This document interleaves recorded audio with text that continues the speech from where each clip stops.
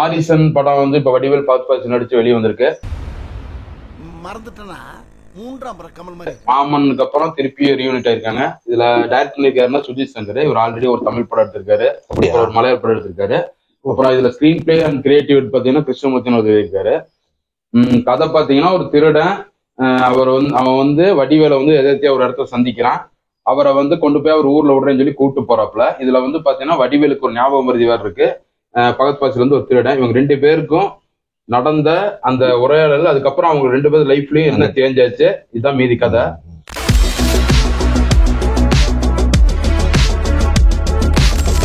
இது வந்து பாத்தீங்கன்னா மேலோட்டமா ஒரு 10 நிமிஷம் தான் சொல்லியிருக்கேன். இது வந்து நிறைய மேட்டர் இருக்கு இதுல.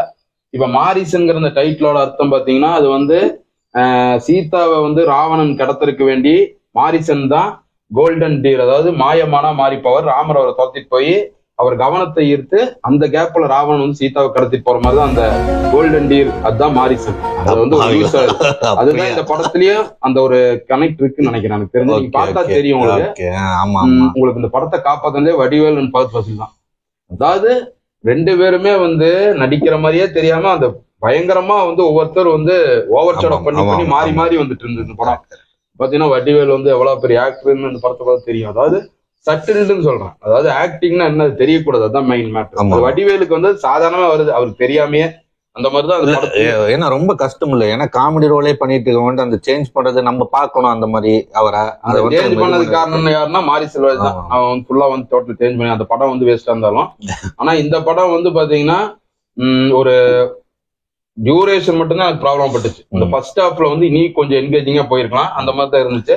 செகண்ட் ஹாஃப் வந்து நல்லா பியூட்டிஃபுல்லா போச்சு. இப்போ வந்து சொசைட்டிக்கு தேவையான கருத்தும் இருக்கு இந்த படத்துல, எல்லாம் பக்கவா இருக்கு. எதையுமே ஓவர் டியூ பண்ணாம இருக்கு. ஓவரா சென்டிமெண்ட் அழுகை இதெல்லாம் இல்லாம நீட்டா முடிச்சிருக்காங்க. ஒரு சிம்பிள் பிளாஷ்பேக் அதையும் இழுக்காம டக்கு டக்கு முடிச்சதுதான் வந்து இந்த படத்தோட பிளஸ் பாயிண்ட் நினைக்கிறேன். இனி இந்த படம் வந்து பாத்தீங்கன்னா ஒரு 2 ஹவர்ஸ்க்குள்ள முடிச்சா இனி சூப்பரா இருந்தது. கொஞ்சம் கிரிப் பண்ணிக்கலாம். ஏன்னா இன்டர்வல்ல தான் வந்துட்டு ரிவீல் ஆகுது. அது கொஞ்சம் முன்னாடி ட்விஸ்ட் வந்து ஒரு நல்லா இருக்கு. கடைசி ட்விஸ்ட் அது வந்து ஒரு சாதாரண ட்விஸ்ட் தான். ட்விஸ்ட்ங்கற மாதிரி நீங்க பாக்கல, அதெல்லாம் அவ்வளவு தூரம் பண்ணிருக்காங்க. கொஞ்சம் முன்னாடியே பண்ணி, ஏன்னா நிறைய ட்ரிம் பண்ணிருந்தா இன்னும் கொஞ்சம். இந்த படம் வந்து 2 ஹவர்ஸ் தான் நல்லா இருந்திருக்கும். அதுதான் மெயின் மேட்டர் இந்த படத்துல. யாருமே வந்து அப்படி யோசிச்சா பரவாயில்ல. ஆனா பகத் பாசில் வடிவேல் இருக்குங்காட்டி நிறைய எடுத்திருப்பாங்கன்னு நினைக்கிறேன். இன்னொன்னு இந்த படத்துல என்ன பார்த்தீங்கன்னா இந்த லேண்ட்ஸ்கேப் வந்து பிரச்சனை ஆகுது. திடீர்னு திருவண்ணாமலை போகும்போது திடீர்னு பார்த்தா மதுரையில இருக்காங்க, திடீர்னு கோயம்புத்தூர் போறாங்க. இந்த லேண்ட்ஸ்கேப் அது கொஞ்சம் கரெக்டா பண்ணலன்னு நினைக்கிறேன். ஆனா திடீர்னு அவங்க இஷ்டத்துக்கு வந்து ஒரு ஊர் சொல்றாங்க, ஒரு ஏரியால எடுத்துட்டாங்க அதே மாதிரி. ஆனா வந்து அந்த த்ரில்லிங், அந்த த்ரில்லர் எலிமெண்ட்ஸ் எல்லாம் கொஞ்சம் நல்லா இருந்துச்சு. அவன் வந்து நைட்டு அந்த ஒரு இடத்துக்கு போறது வர்றது, அதுல வந்து பகத் பாசில் இடத்துல வந்து ரொம்ப கஷ்டப்பட்டு ஓடி வந்து திருப்பி ஒரு அவர் வடிவேலுக்கு முன்னாடி ஒரு ரூம் போய் படுப்பாரு. ஆமா, சூப்பர் சீன். அது நல்லா இருக்கு. சீன் நல்லா இருந்துச்சு. அதே மாதிரி அந்த சீன் சரியான லோலாயா இருக்கும். அந்த வீடியோல பாக்குற சீன் நல்லா இருந்துச்சு. ஒரு பகத் பாசில் வந்து ஒரு சில ரியாக்ஷன் எல்லாம் வந்து பாத்தீங்கன்னா நமக்கு சாதாரணமா தெரியுது, வந்து ரொம்ப வந்து டெப்தா பார்த்தா வந்து ரொம்ப நேச்சுரலா பண்ணிருக்காரு அதெல்லாம். அது வந்து என்ன, அவர் வந்து அவரோட ஆக்டிங்கோட இதுதான் மெயின் காரணம். வடிவேல் வந்து அப்படியே சிம்பிள் சட்டில் தான், கடைசியில வந்து தெரிய வரைக்கும் அந்த மாதிரி தான் போயிட்டு இருக்கு. அவர் எப்பவுமே ஓவர்டியூவே பண்ண மாட்டார். வடிவேலுக்கு வந்து அது ஒரு பெரிய பிளஸ். அப்புறம் யுவனோட மியூசிக் படத்தை வந்து பாட்டுலாம் வந்து உங்களுக்கு வந்து அது ஞாபகம் வடிவேல் பாடின பாட்டு பிடிச்சிருந்துச்சு. ஞாபகம் இல்லை, இடைஞ்சலும் இல்லை, அது மாதிரிதான் இருந்துச்சு. ஆனா எல்லாமே வந்து உங்களுக்கு வந்து இந்த மாதிரி சிச்சுவேஷன் சாங் தான், அதனால பிரச்சனை கிடையாது.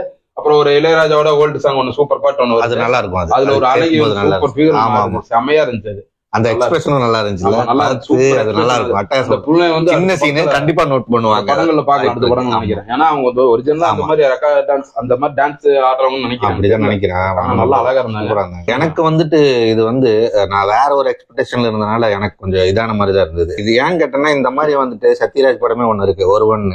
அத பார்த்தோம் இப்படிதான் வந்துட்டு நைட் போய் கொண்டுட்டு ஒரு விரல ஒருவனா ஏதோ இருந்தாலும் அந்த ஒரு எக்ஸ்பெக்டேஷன் எனக்கு இருந்துச்சு. ஏன்னா வந்துட்டு கமல் வேற கொஞ்சம் ஐப்பேத்தி விட்டாரா, இந்த ஆள் வேற வந்து சொல்லியிருக்கான், அந்த மாதிரி எல்லாம் இருந்துச்சு. இப்ப கமல் எல்லா படத்தையும் நல்லா இருக்குன்னு சொல்றாரு, ஒரு விஷயம்.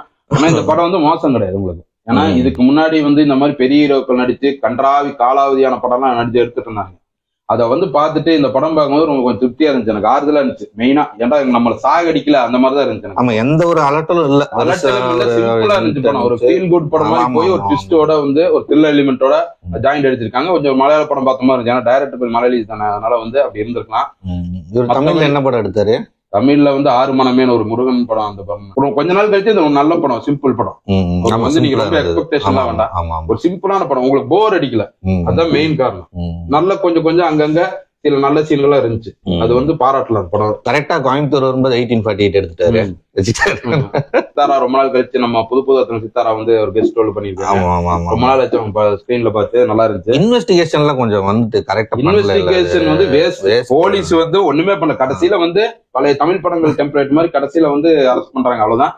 அதுல என்னன்னா கோவை சொல்லதான் போலீஸ் கடைசியில வடிவேலுக்கு எல்லாம் லட்டு கொடுப்பாங்க. இது வந்து பாத்தீங்கன்னா வடிவேல் கோவை சொல்ல அடிச்சுக்கிட்ட படம் எல்லாம் இருக்குல்ல, அதுதான் நான் எனக்கு படம் குபீர் சிரிப்பு. இந்தாங்க உங்களுக்கு தான் ஃபர்ஸ்ட் லட்டு கொடுன்னு சொல்லி அந்த கோவை சொல்ல கொடுப்பான் வடிவேலுக்கு. வடிவேல் கோவை சொல்ல காம்பினேஷன் வந்து ஒரு பயங்கரமான ஒரு காம்பினேஷன் தெரியும் நமக்கு, ஒரு காம்பினேஷன். என்ன அடி வாங்குவாரு கோவை சொல்ல, சரியான காமெடியா இருக்கும் அந்த சீன். ஞாபகம் வச்சு, ஆனாலும் அது வந்து படத்துல இது பண்ணல, நல்லா அது ஞாபகம் வந்துச்சு எனக்கு. ஆக்சுவலா அந்த பைக்கும் கூட அவங்க கண்டுபிடிக்கல இல்லையா? பைக்கை வச்சு அவங்க வந்து போவாங்க, போவாங்க. ஆனா வந்து பைக் விட்டுட்டு இதுக்கு போவாங்க. ஆனா பைக் தேவையில்லை சொல்றேன் மேட்டர் இருந்தது.